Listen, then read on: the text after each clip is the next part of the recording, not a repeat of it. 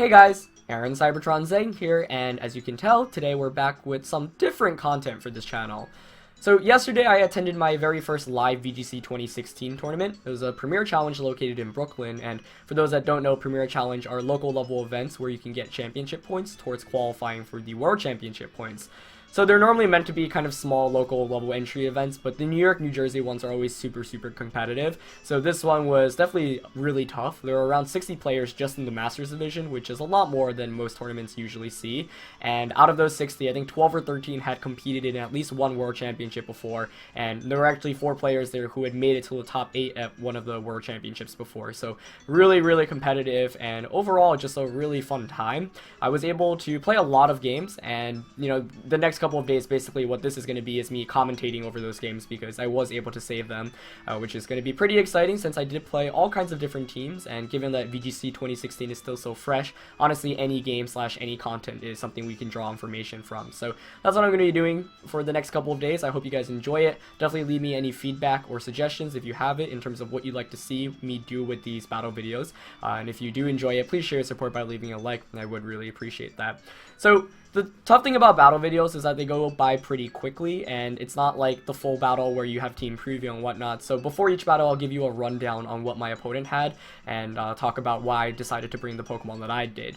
So first of all, the team that I ended up bringing was this Groudon Palkia team that I've been featuring on Showdown Throwdown in the last episode. I decided that I wanted to test it out. It seemed like a really fun team when I played a couple of games with it, and there have been a couple of other things I've been testing, but I don't want to reveal them just too early yet because regionals are coming up in just a month or so. So this was my very first match. There were 6 Swiss rounds, so the best players after Swiss moved on to the top 8, so I needed to win at least 5 matches out of the 6, which is pretty difficult, especially given how volatile Pokemon is. In round 1, I played a player named Vincent, and you see 4 of his Pokemon already on screen: Clefairy, Talonflame, Kyurem, and Raichu. The other 2 that he did not bring to the match were Mawile and Kyogre, so it was definitely a pretty interesting matchup since I don't really know what Kyurem does in general, and I've really had never faced against it very much in practice. So I was already kind of in the dark, but I went with Kangaskhan, Palkia, Groudon, and Amoonguss for this one. I did have Cresselia on the team as well, as you may know, but I didn't really feel like there was too much of a need to bring it. I kind of wanted to go heavier on the offensive end, and I figured if I could eliminate the Talonflame, then Amoonguss would be able to really help me out by putting things to sleep. A Landorus-T wasn't that important given that my opponent had 2 physical type attackers in Mawile and Talonflame, but I already had reliable answers to both of those. So we're going to jump into the battle finally. Now, this team has a bunch of ways to really lead in terms of, matchups, but I figured like Kangaskhan and Palkia was actually a really safe lead because I'd have fake out pressure immediately, and in case my opponent wanted to lead with Talonflame and Raichu, both of those are really frail, so I can just easily double edge them for a knockout. So he leads with Raichu and Kyurem against my Kangaskhan on Palkia, which is pretty okay here. Kangaskhan definitely threatens immediately, but I actually decided to pull the switch out into Amoonguss here. I really wanted to get Trick Room up from the start, and I figured that the best way was actually to protect and switch into Amoonguss, since he probably would go for a Dragon type attack onto the Palkia. Lo and behold, the fake out does come out from the Raichu onto the Amoonguss. I don't have Rocky Helmet, unfortunately, so I didn't get that residual damage, but I figured that this was fine because I got the position I wanted to be in. I didn't want to just fake out or attack with Kangaskhan turn 1 because Raichu can Encore, and if you protect, then Raichu can Encore you the following turn. So I do Rage Powder the next turn to redirect a potential Encore, but instead it's actually the Nuzzle that comes out from Raichu. So that paralyzes my Amoonguss, which is fine. It helps me out even more with Trick Room going up here, but at the same time a little bit scary. You can see though that my opponent's side right now is very passive. He brings in a Clefairy, which is scary in terms of trying to pick up knockouts, but neither of those Pokemon can get very much heavy offense going. The next turn is relatively safe. I go straight for the Spore onto Clefairy, and it takes a turn of sleep, just because Clefairy is somewhat of a heavier offensive threat here. Could have Moonblast. And I just go for the Earth Power here onto Raichu, but because of Clefairy's ability, Raichu actually hangs on with a sliver of HP, which is a little bit annoying. At the same time, though, Raichu really isn't doing anything offensively, so for that first turn of Trick Room, I end up coming out positive. I'd say do a ton of damage to Raichu and put the Clefairy to sleep. The next turn, I actually double up onto the Raichu, and both of my Pokemon get fully paralyzed, which is a little bit obnoxious. The main thing with Trick Room is that you really want to, get your turns down as quickly as possible and deal heavy offense, but that wasn't the case here, and I end up taking some unnecessary damage with Thunderbolt. Knowing that I wanted to conserve Amoonguss for redirection and realizing that I had no good answer in terms of offense against the Clefairy, I actually switched back out into Kangaskhan and just pick up the knockout here on Raichu.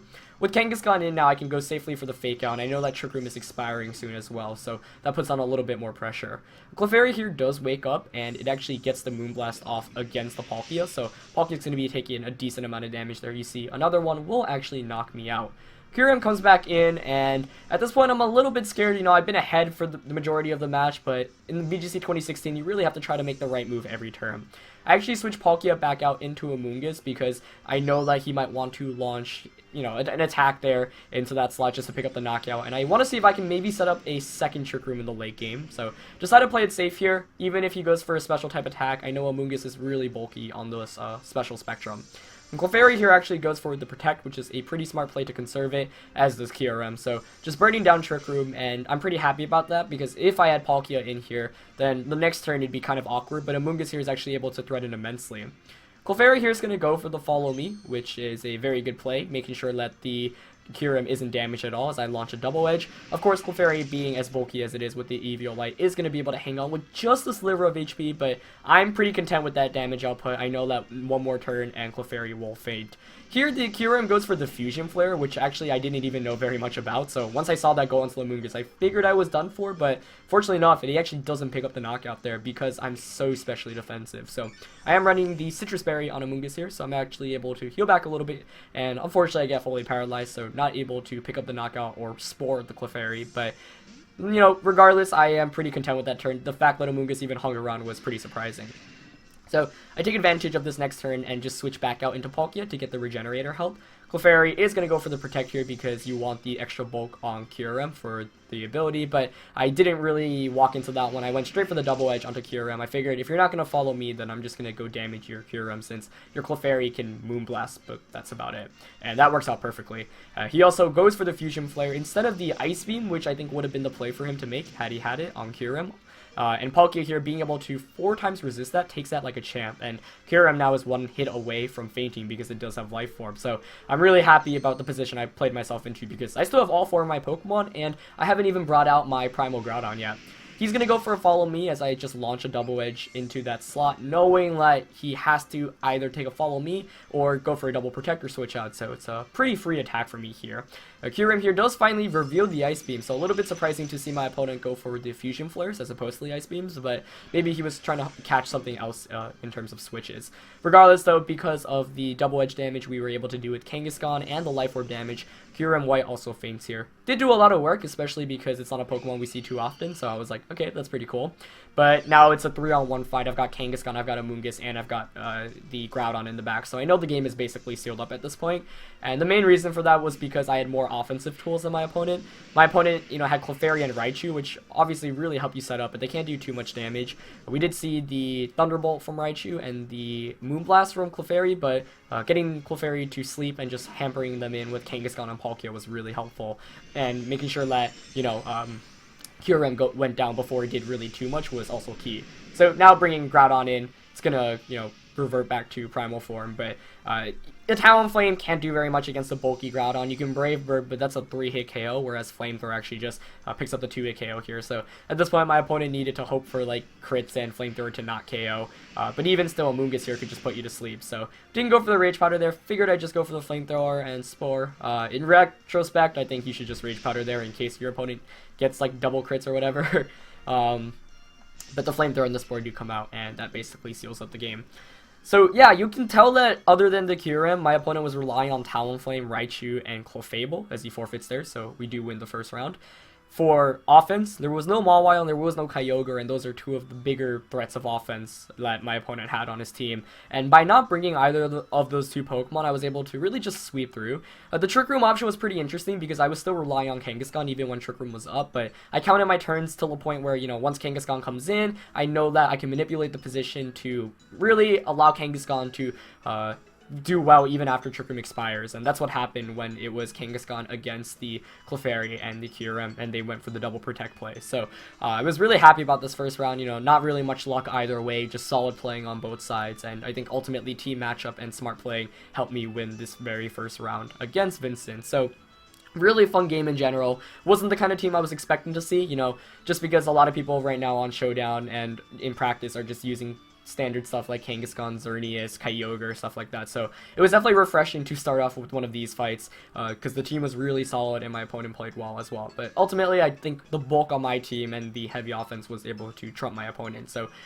you know, Kyogre is not a Pokemon you really want to bring against Amoonguss and Palkia, but at the same time could have threatened Kangaskhan a little bit more. A Mawile definitely could have threatened Palkia and Kangaskhan, but the Groudon there was really the key thing, and my opponent didn't have too many great answers even in the late game. So that's why I was ultimately able to win the first game pretty convincingly. So I did start the tournament 1-0. Tune in for the next couple of days to see how the other matches went. Thank you guys for watching. Leave a like if you did, and any feedback would be great as well. I know these are pretty fast paced, so that's why I try to do a little bit more analysis in terms of what my opponent could have done better, / what went right and what went wrong in the battle. So definitely let me know what else you guys want to see. Anyway, I'm going to keep these episodes a little bit shorter so you guys can watch some shorter Wi-Fi / in-game content, and then we'll do other content, of course, as well. But hope you guys enjoyed this one. Leave a like always if you did, and I'll see you guys next time. Alright, peace.